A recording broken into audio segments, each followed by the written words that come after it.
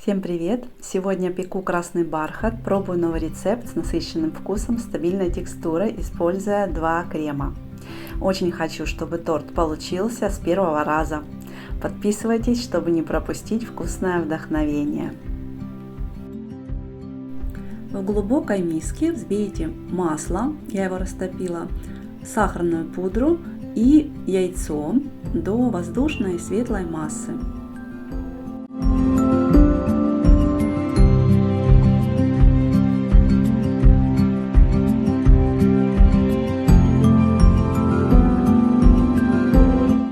Смешайте какао с гелевым красителем.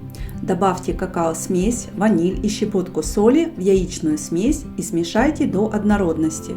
Используйте неалкализованное какао. Это натуральный порошок из обжаренных какао-бобов без щелочной обработки. Он сохраняет кислую среду, дает терпкий вкус и теплый коричневато-красный оттенок, особенно в паре с уксусом. В рецептах с содой, как, например, в красном бархате, такое какао помогает тесту подняться и получить красивый цвет. Краситель лучше брать гелевый, он дает насыщенный тон и не влияет на консистенцию теста. Оттенок красителя – ключ к финальному цвету. Выбирайте ярко-красный или рубиновый или супер-красный, все это работает. У меня был просто красный, коржи вышли оранжево-алыми, и это тоже красиво. А если цвет не тот, не беда, главное, что вкус потрясающий. Влейте половину кефира и снова взбейте до однородности.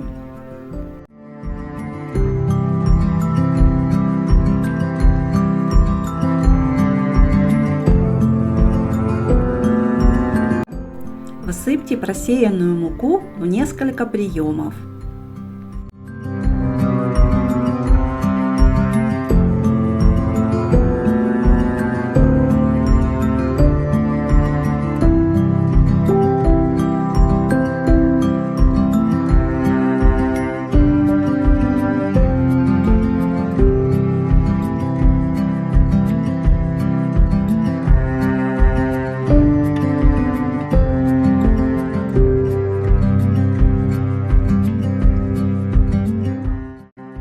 Добавьте оставшийся кефир и снова хорошо перемешайте.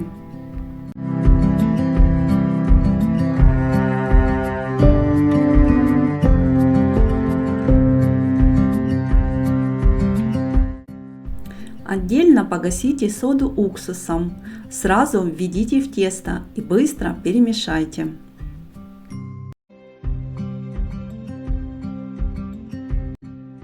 Разогрейте духовку до 175 градусов.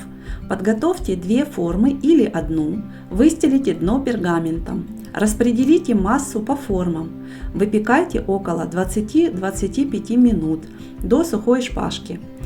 Если в одной форме, то 25-30 минут. Остудите коржи в формах 10 минут. Затем переложите на решетку до полного остывания.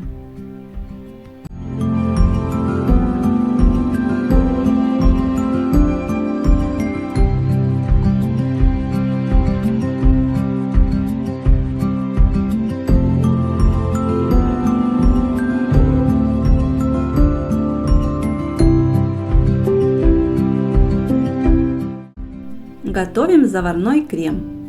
В сотейник налейте молоко, сливки, сахар, ваниль. Поставьте на огонь и нагрейте до первых пузырьков. Выключите огонь. Отдельно в миске соедините яйца, крахмал, немного молочной смеси из сотейника и смешайте венчиком до однородности.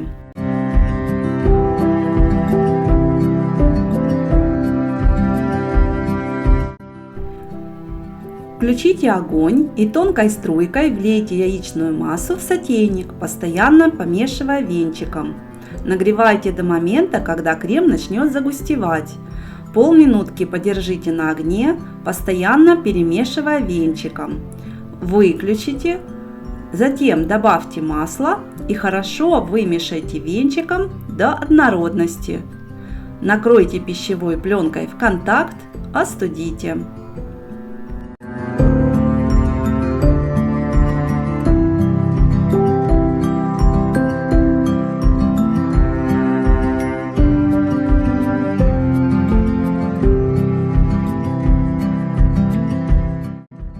Готовим сливочный крем. Сливочный сыр, сливочное масло, сахарную пудру и ваниль взбейте до однородности. Отдельно взбейте холодные сливки до плотных пиков. Аккуратно соедините две массы.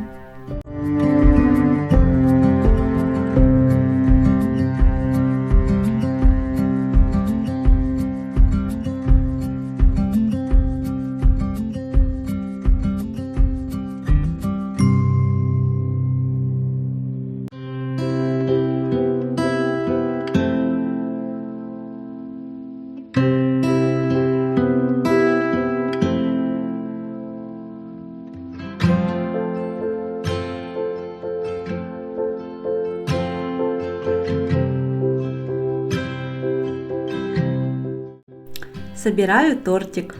Я срезала верхушки коржей и сделала из них крошку для декора. Коржи протыкаю вилкой и пропитываю молоком. Использую почти весь заварной крем между коржами. Выкладываю затем сливочный крем для первого слоя и ставлю тортик в холодильник на 45 минут.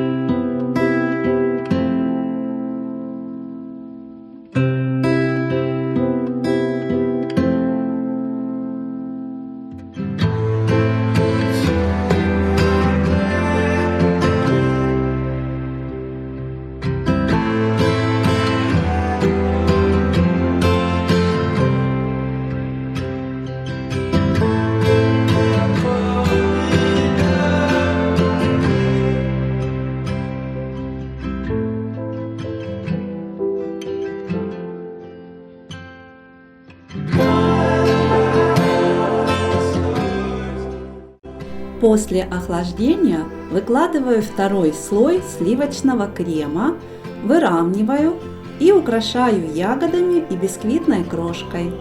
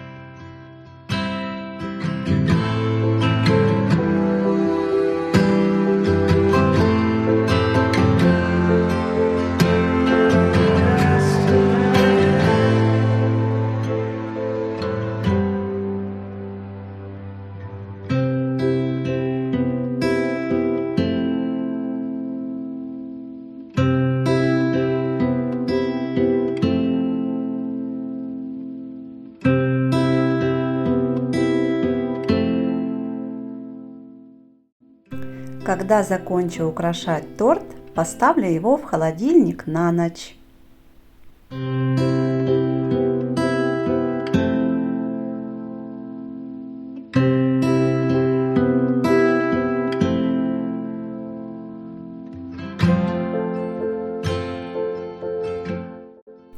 Любимый момент съемки – дегустация.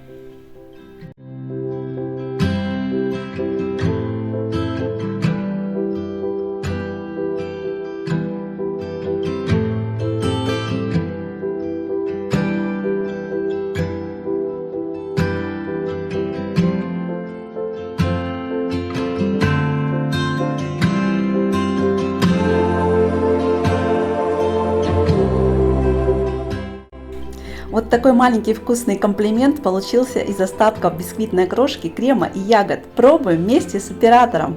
Друзья, спасибо за просмотр и подписку.